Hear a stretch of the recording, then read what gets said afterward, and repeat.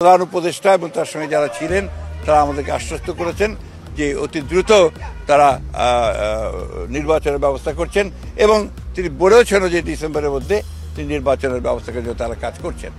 আমরা আশা করব যে জনগণের আশা যেটা আছে, প্রত্যাশা আছে যে অতি দ্রুত এবং একটা রোড ম্যাপ ঘোষণা করবেন তিনি, সেটার মধ্যে দিয়ে আমরা ডিসেম্বরের মধ্যেই নির্বাচন সম্পন্ন হবে বলে আমরা প্রত্যাশা করছি। আমরা অতীতেও অনেক অভিযান দেখেছি, সেই ধরনের কোনো পুনরাবৃত্তি যেন না হয়, অর্থাৎ কোনো ইনোসেন্ট মানুষ যারা আপনার যেন না হয়। এই যে ঘটনাগুলো ঘটেছে এর দায় সরকার এড়াতে পারেন না।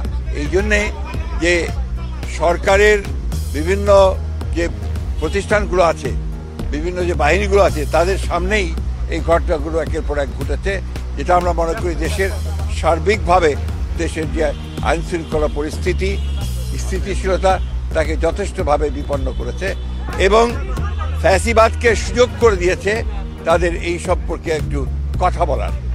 দ্বিতীয়ত হচ্ছে যে আমরা এই সরকারের সঙ্গে যেটা বারবার বলে এসেছি, এটা অন্তর্বর্তীকালীন সরকার, সুতরাং দ্রুত নির্বাচনের জন্য আমরা তাদেরকে আবারও তাগাদা দিয়েছি এবং ন্যূনতম যে সংস্কার, সেই সংস্কারগুলো সম্পূর্ণ করে যে কাজ তারা করেছেন, ইতিমধ্যে কমিশন, রিফর্ম কমিশন করেছেন একটা, তাদের সঙ্গে আলোচনার ভিত্তিতে আপনার একমত হওয়ার প্রেক্ষিতে, আপনার কনসেনসাস হওয়ার প্রেক্ষিতে আপনার দ্রুত নির্বাচন দেওয়ার বিষয়টা আমরা তাদের সঙ্গে কথা বলেছি।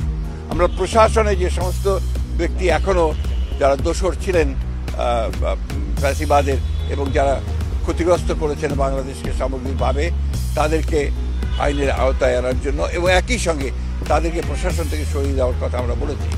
আমরা যারা অর্থনৈতিক ক্ষতি করেছে, লুট করেছে, যারা লুণ্ঠন করেছে, তাদেরকে আমরা আবারও ফিরিয়ে আনার জন্য, টাকা ফিরিয়ে আনার জন্য, একই সঙ্গে তাদেরকে আইনের আওতায় নিয়ে আসার জন্য আমরা সেটা দাবিগুলো করেছি।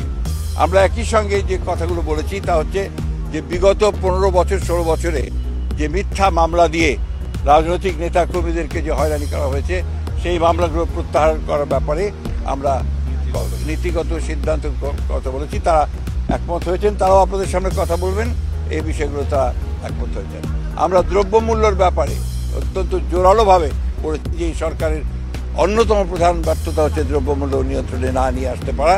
সেটা তারা বলেছেন যে তারা এটার উপর কাজ করছেন, এই কাজগুলো তারা দ্রুততর সরকার চেষ্টা করবেন। সব শেষে আমরা আপনার আইন শৃঙ্খলা পরিস্থিতির কথা বলেছি এবং একই সঙ্গে আমরা সব শেষে যে কথাটা বলা আবারও বলেছি যে আপনার এই একটা আপনার কী চলছেন অভিযান, সেই অভিযানটা হচ্ছে ডেভিল হান্ট।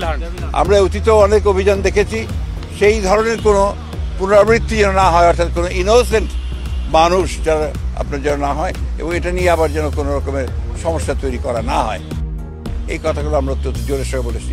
প্রধান উপদেষ্টা এবং তার সঙ্গে যারা ছিলেন তারা আমাদেরকে আশ্বস্ত করেছেন যে অতি দ্রুত তারা নির্বাচনের ব্যবস্থা করছেন এবং তিনি বলেওছেন যে ডিসেম্বরের মধ্যে তিনি নির্বাচনের ব্যবস্থার জন্য তারা কাজ করছেন। আমরা আশা করব যে জনগণের আশা যেটা আছে, প্রত্যাশা আছে যে অতি দ্রুত এবং একটা রোড ম্যাপ ঘোষণা করবেন তিনি, সেটার মধ্যে দিয়ে আমরা ডিসেম্বরের মধ্যেই নির্বাচন সম্পন্ন হবে বলে আমরা প্রত্যাশা করছি।